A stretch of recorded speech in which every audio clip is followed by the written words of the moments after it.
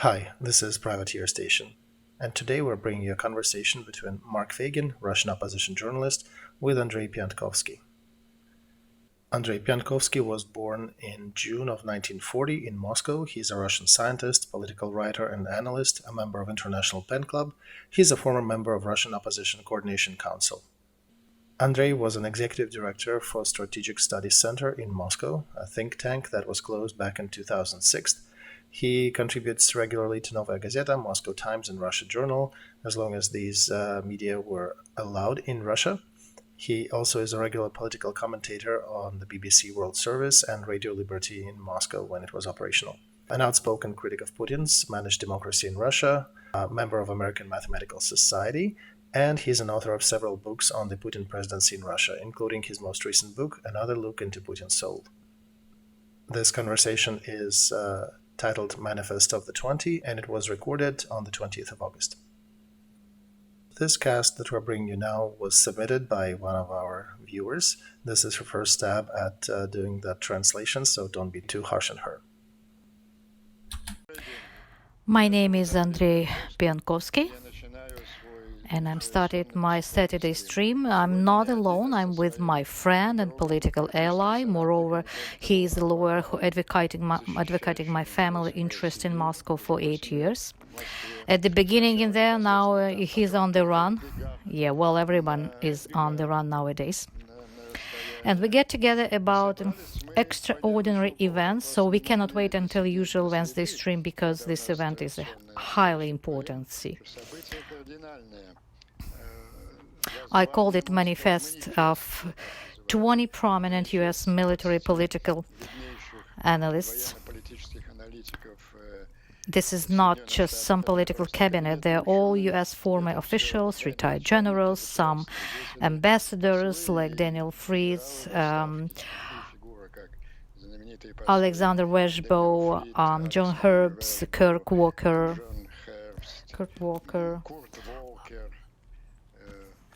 David Kramer, Clark, Hodges, Breedov. Well, crème à la crème of American political thinkers. In this document, they're pretty respectful, though they're pretty harsh with their claims towards what they called collective Biden administration. They're not new claims. Me and Mark, we discussed it more than 1 year. From the time of that embarrassing, I think, summit between Putin and Biden in Geneva, actually with the same results like summit in Helsinki between Trump and Putin, where Putin as alpha male dictated Biden appeal to Zelensky. Yeah, like, listen, fellow, keep up with the Minsk agreement, like prominent officials, my friends Merkel, Macron, and Putin suggest you. Now we watched a quantum jump from that time, and mostly thanks to those who wrote today this proclamation to Biden administration.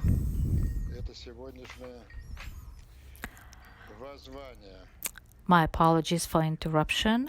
My phone calling. No problem.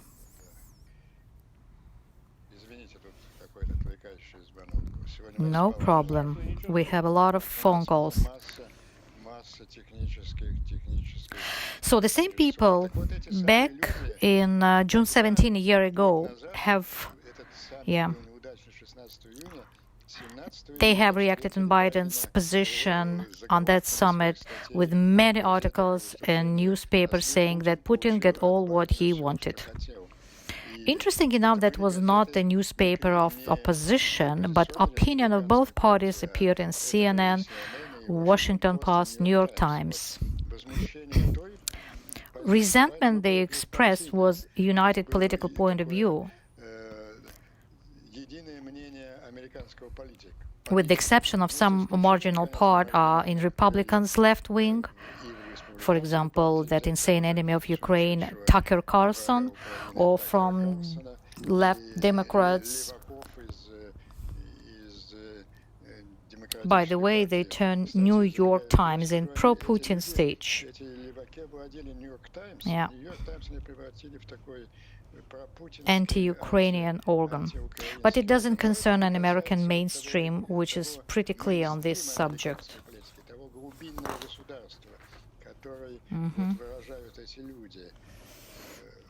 The problem of US today, lately, is that it doesn't appear to be a leader of a free world anymore. Usually, anyone who occupied the chair in the White House was the kind of leader that... but it's not the case for 12 years already. As we know, neither Trump nor Obama, completely opposite ideological beliefs people, none of them was matched for this role. Moreover, they would be surprised if anybody suggests they are. Obama is from radical left wing, convinced that American imperialism is a guilty in crimes against humanity, and for first 2 years traveled all over the world, bowed and apologized. Trump, representative of right wing, led America in the same direction, although from another side with completely opposite intentions. His direction was to withdraw America from the world arena. America first, as he said, basically means that US should concentrate only on the inside issues and allies used America for their own profit advantage. So both had a tendency of pulling out of the foreign politics. This tendency made possible the activity of dictators of China, Iran, and Russia to make them evil plans against the civilized world.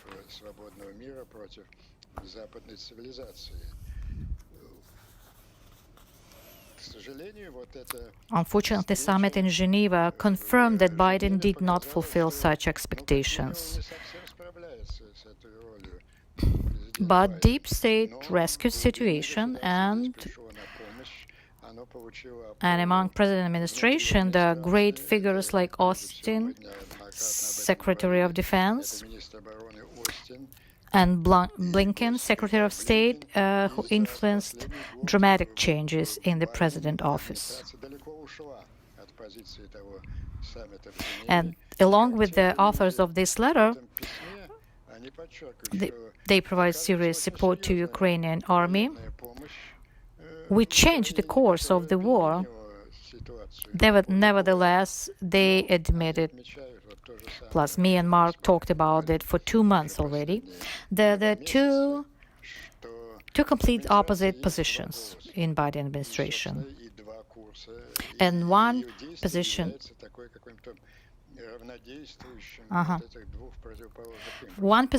was proclaimed on April 25th in Kiev by Austin. On the position on objectives U.S. in this war, he said, like a true general, U.S. wants Ukraine to win and help to defend the sovereignty and territorial integrity, and weaken Russia to the degree that it cannot do the kind of things that it has done invading Ukraine. He repeated this numerous times, and on the last Ramstein too, when solid military help was provided.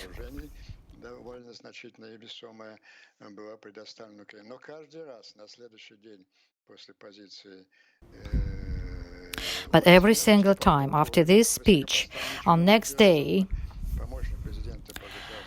Jack Sullivan, National Security Advisor,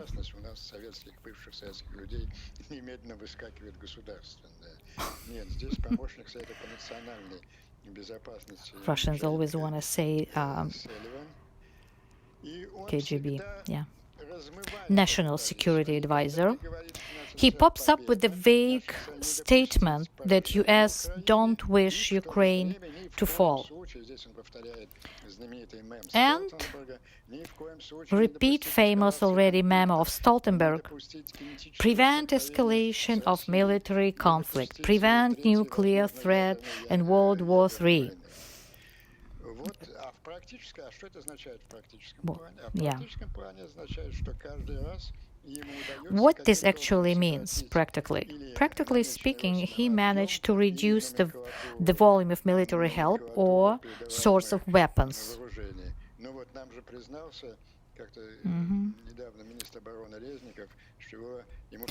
Ukrainian Minister of Defense Reznikov admitted that he had to sign statement about usage of HIMARS and promised that they won't be used to attack objects on territory of Russia, because US assume this could provoke Russians, etc.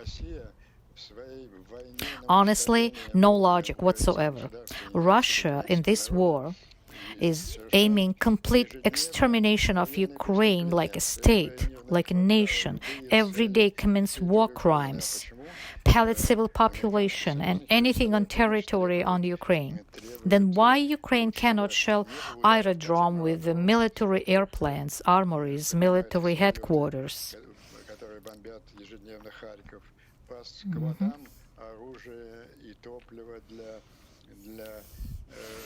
Bombing Kharkov, all these airplanes.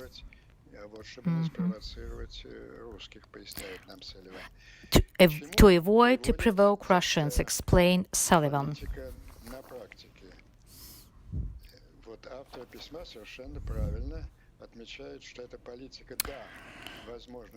The group of these 20 explained that consequences of this position, yes, they agreed that it's preventing Ukraine defeat, but at the same time prevent its victory.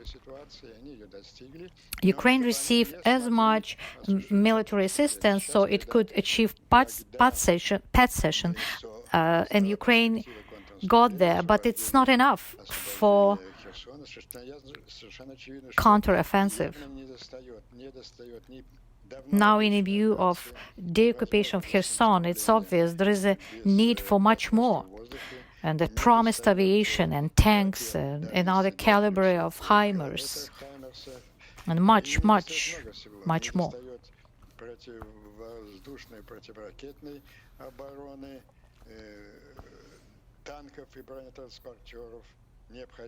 Anti-air defense.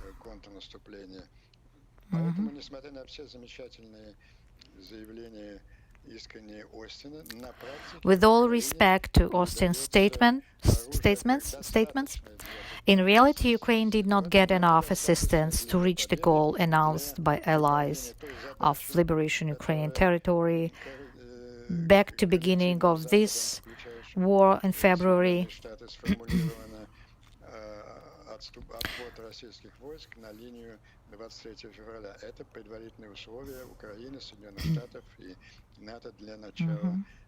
That was a condition to start any negotiation.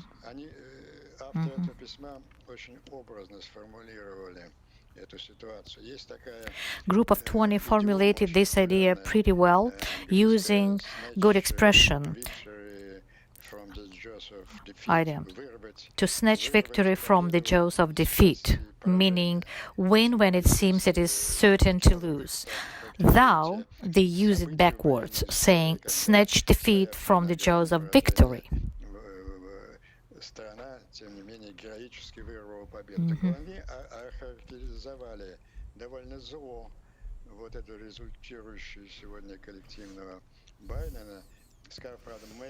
Maybe unintentionally,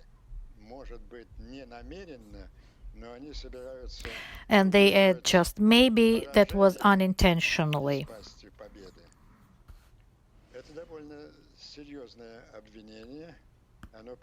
But that expression was pretty serious accusation, which brought edgy discussions in American public. If not shock, then it's edgy discussions. Mark, what would be your thoughts? Mark, thank you, Andrey Andreevich. I will add two important factors worth to mention. This letter is strong and timely. Why timely? What I mean? Why now? Definitely, yeah. Why now? Definitely all you mentioned took important place and reasons.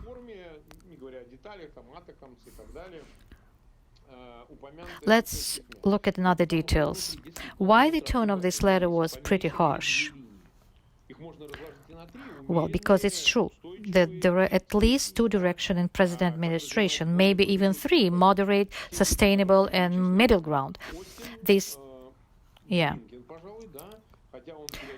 two men that you mentioned, Austin and Blinken, which prefers often to be neutral, like in case with the declare Russia states of sponsor of terrorism. But in general, this wing influenced very nicely to Ukraine, to help Ukraine.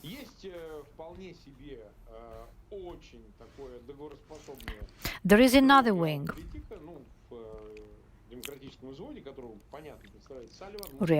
real politics. Sullivan represents that, and he is immediately after each Biden speech pops up with the corrections and explanations. Yeah, the grandfather made a mistake.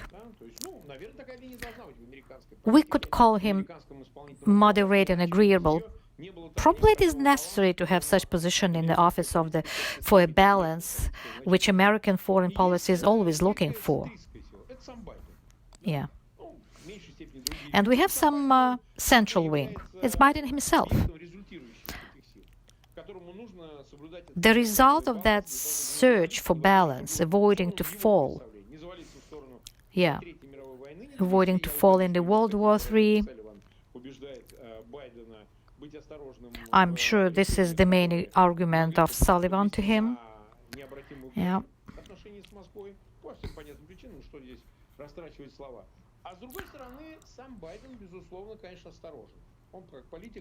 At the same time, Biden is careful politician. Maybe thanks to his age or despite it, maybe because of his experience during Soviet era and his personal political background. Yeah. So anyhow, he is more careful than situation requires. Then now is the moment when we have 6 months of the war, and it is a second reason of this letter. And we allowed this war continue for 6 months because of our prudent care in our allies' duties. We declared it clearly. We signed the release on May 9th. We declare openly our goals, but we were greedy in fulfilling those duties. Is it worth it? Why we did it on the first place? We didn't want third world countries to get involved in nuclear war, though we still did not achieve it.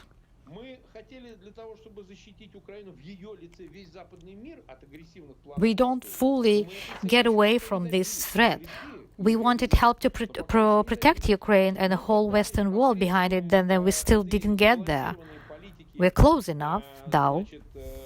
We try to minimize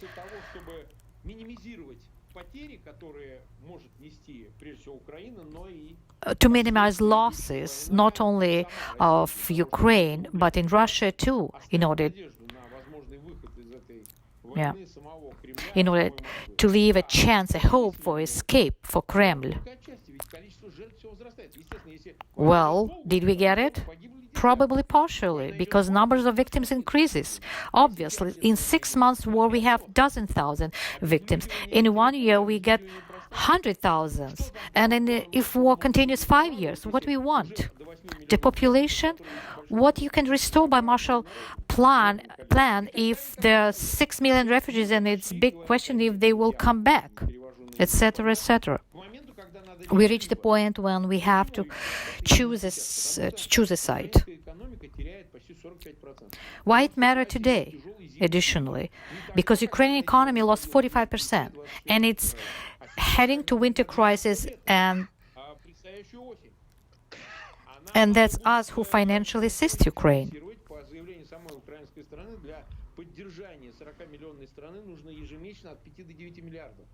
The country with the 40 million population needs from $5 to $9 billion monthly. Sometimes it's like other expenses, military expenses.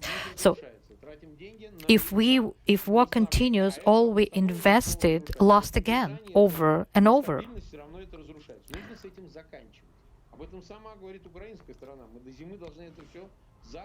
We should end with this. Ukrainian side agree on that, and we must finish this war as soon as possible. There is no other scenario in here.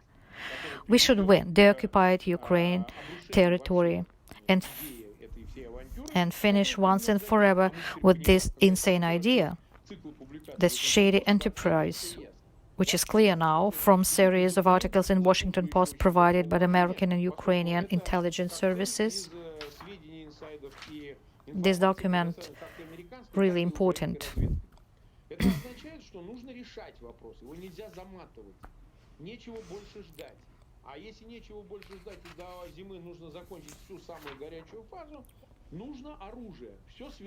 We cannot wait. In order to win, until winter, we need more weaponry. It's not possible to end it. Yeah, it's not possible to end up with negotiation or with the pouring more money or removing sanctions from Kremlin so it loses its criminal claims. It's not possible. Or even to try to, through manipulation inside of Kremlin. No, it did not work. It doesn't give any results. The only way to end it up is to win the war in a battle. And yeah, that's what exactly what I mentioned in the missile system ATACMS, which with range of up to 300 kilometers, which makes Kremlin to panic as they would realize it's not safe for them anymore. Not only Crimea, which never belonged to Russia, but all borders of Russia, including occupied presently territories, also military facilities in Belarus. It's separate, etc., etc.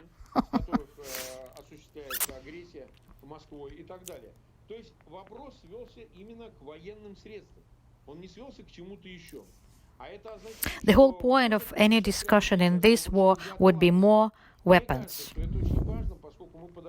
And it needs to be done right now. No time for any delays. Now you can see in August, now we can see connection between quality of Ukrainian army and strategic offense plans of Russia for south of Ukraine.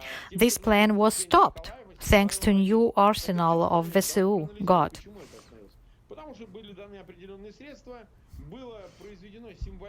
It stopped because, yeah, we have enough arsenal, we have enough and explosions in Crimea. And it's made it deadly clear that any attempt to move on south of Ukraine will have serious consequences.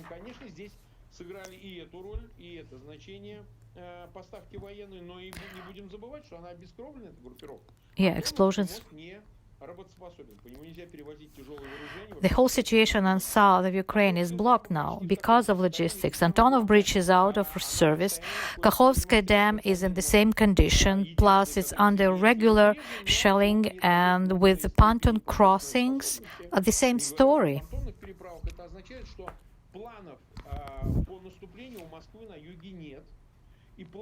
It all says that Moscow has no real plans for South.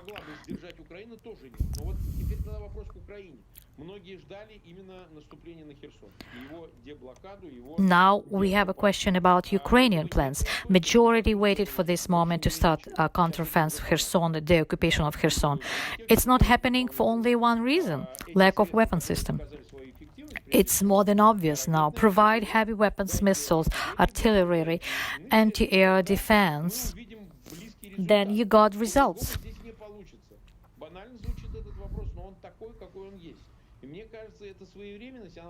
It sounds trivially, but this is the only way.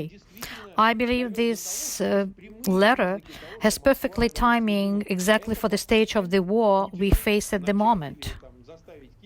Indeed, Moscow show weakness, searching for opportunities, negotiation. Yeah.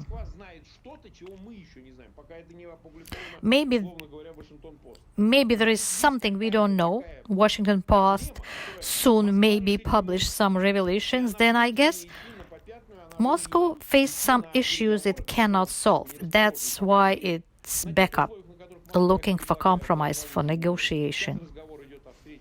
The Kiev doesn't ready for that, for sure. Upcoming summit G20 in November on Bali offer opportunity for such negotiation, and if Putin will be there, Europe insists that Zelensky do the same. I doubt Putin will come for many reasons, but we cannot exclude the situation. But situation could be hopeless, and if comes means that he's stuck. That he's really stuck if he will come.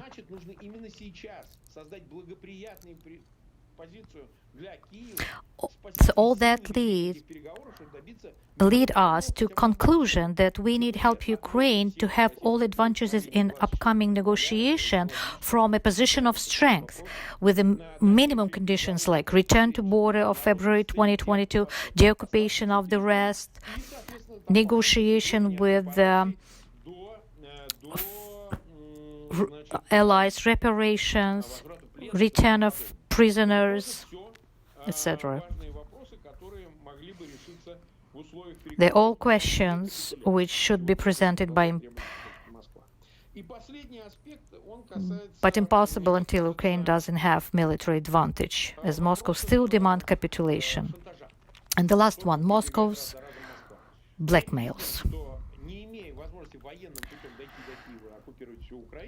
Having no chance to reach their goals in a military way, they use all possible ways to blackmail Europe with,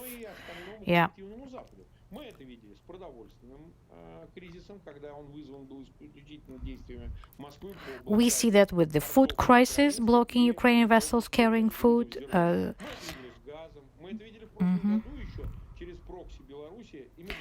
The same happened with gas. Even last year, in immigration crisis through Belarus, we see what they can do, killing captured Azov soldiers in Yelenovka.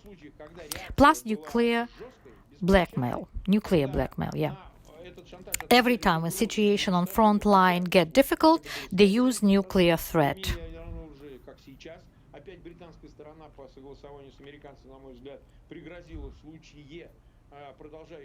Response of British side along with American was clear and obvious.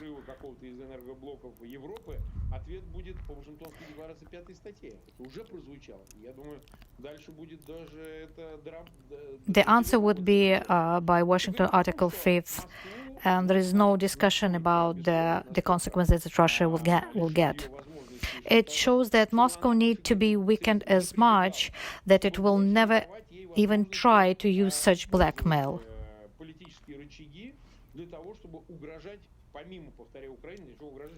No use for political manipulation, and not only to Ukraine, but to whole Western world. Such results could not be achieved in negotiation or reasoning, but in forceful opposition, and military supplies is a big part of this strategy. I'm sure this is very important things. Andrey, you are right, Mark, about timing.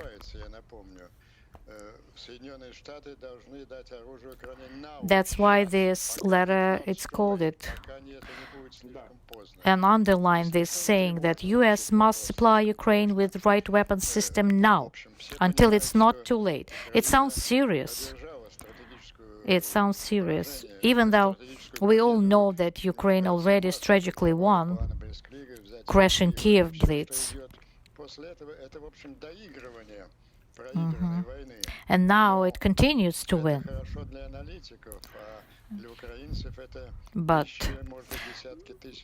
But it's good for analytics, but for Ukrainian thousands of victims, including civilians and children, it's crucial. It's military reason. Zelensky would never agree to capitulation. And Erdogan knows that. He just show off for Putin, who already paid him a big price as a carte blanche in Syria and Karabakh.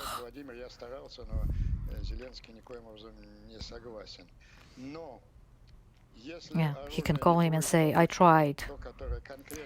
But if the weapons system, missiles, indicated in this letter by professionals, promised like 20 times,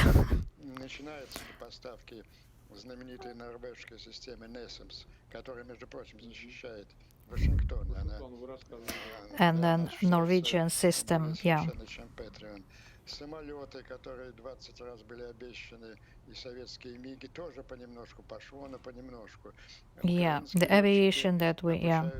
Работе на F-16 в Америке. Но если это не будет сделано в ближайшие недели, Ukrainian pilots learn how to operate on the American airplanes. And if we don't do that in nearest weeks, then these 2 months of appropriate weather, that would be lost. And this will save Putin. The frozen military crisis, that will be technical. And this is completely safe Putin. And these freezing activities would be equal to goodwill gesture for Putin's propaganda. It's like he won in negotiation. He doesn't face political defeat as all occupied territories under his control, and all winter months he could continue to sell this as his victory. Plus, he could reinforce his army. All of it. When we see Russian officials selling weapons to Africans, the leaders of African countries, it became obvious the level of their desperation. Strangely enough, with all seriousness, Moscow discussed this option of 1 million of Korean volunteers. It strikes me that it was the Minister of Foreign Affairs posted such devastation. It's not like a propagandist. He explained that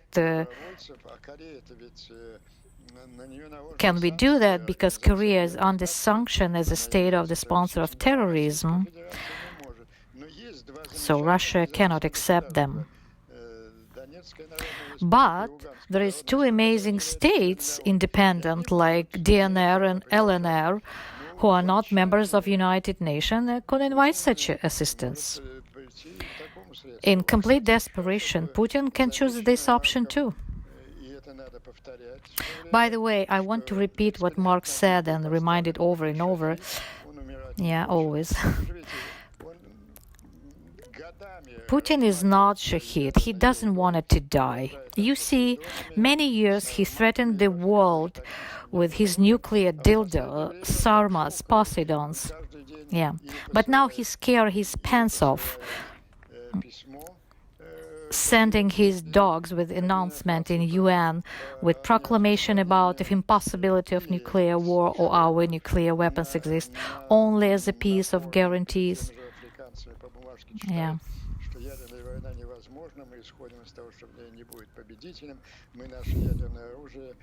Держим только для того, как фактор сдерживания других ядерных держав.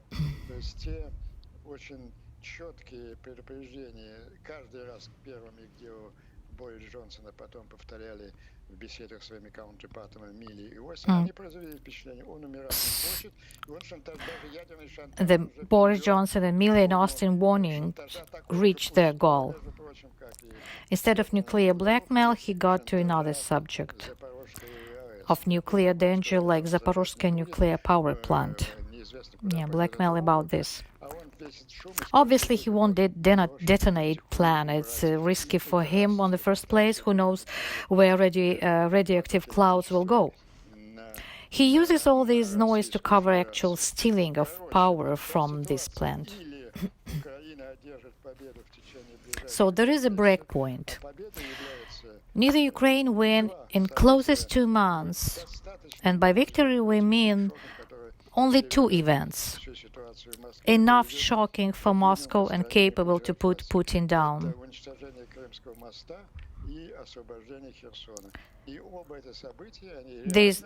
They are Crimea bridge collapse and the occupation of Kherson. It's possible with exact supplies mentioned in the letter of 20 great American professionals.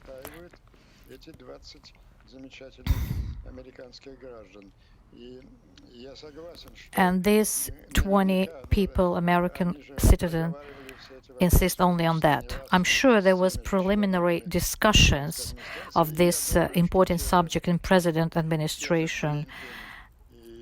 And hopefully this letter will affect positively the decision of Austin and Blinken. Maybe we can say they ordered this letter. I really hope for the great results of this letter. In last 2 days, good news are announcing a new package.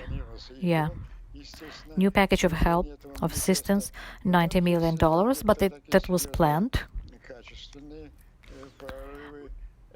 But it has quality additions,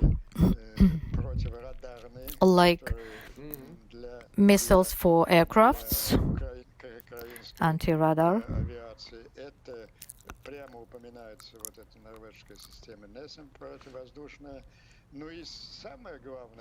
Norwegian anti-air defense system,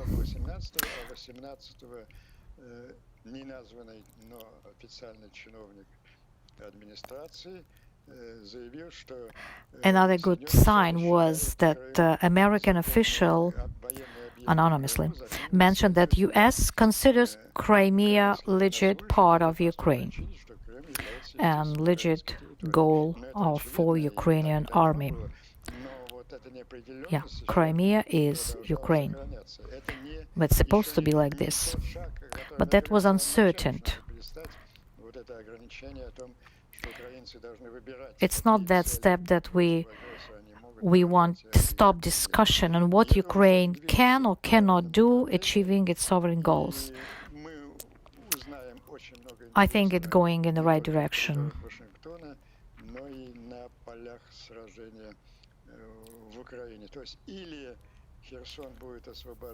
That will be much more interesting coming.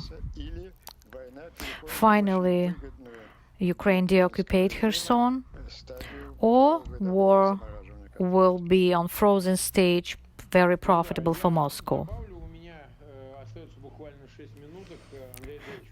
Mark, I just want to add, I have few minutes, I have a stream with Aristovich. I agree with everything what you say,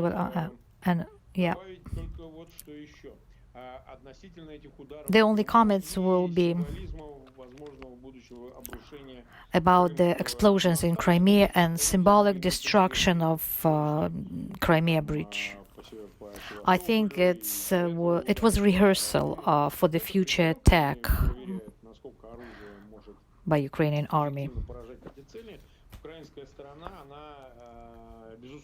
It was rehearsal. How effective is the weapons? Ukrainian officials, they conscious about importance of the symbols. Symbolism. As all these whole shady enterprise, Russian, all based on specific symbols and myths.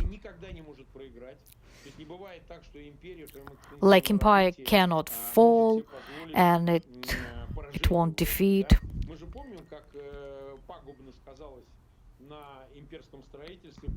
It cannot afford any defeat. We remember how destructive for empire image was Crimea War, very symbolic. And it started collapse of Romanov's house.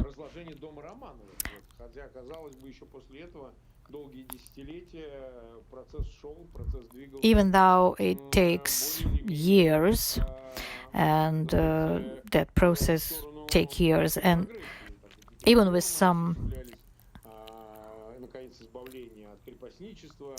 progress, with some important reforms like emancipation of the Russian serfs and legal reforms, which were cancelled by Alexander III, obviously, for empire needs only victory, absolute victory. And any defeat creates,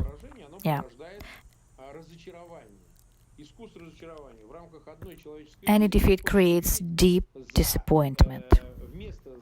In the frame of the average person's life, the one would compensate his misfortune, and Russia is a perfect example how miserable life could be, by wealth and greatness of empire.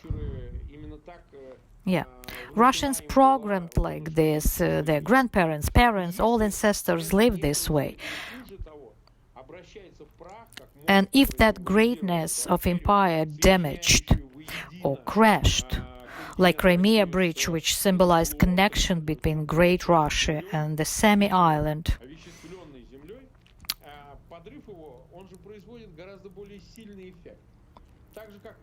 it's profoundly significant.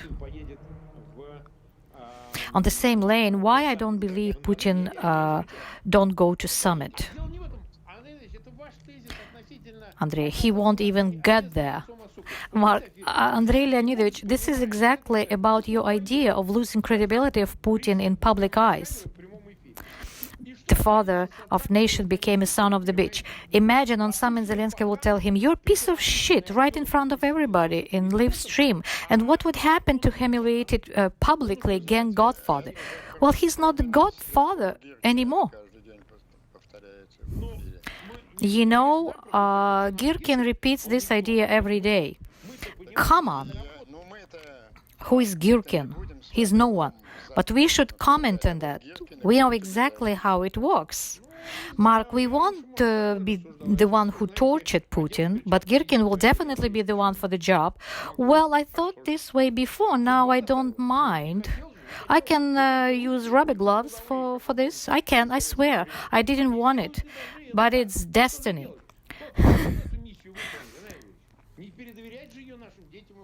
What I can do? Someone has to fulfill this mission. No need to leave it for our children.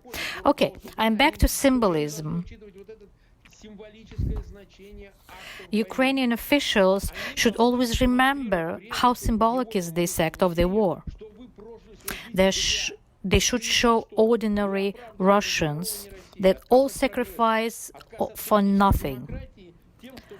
They denied progress of civilized society. They closed eyes on the high-ranked thieves, denied political democracy for exchange of shiny son of empire, the expression used by Dugin. Guys, you won't see it. This son, you won't see rise of empire. You will hit the bottom, and this is your own doing. Your own doing.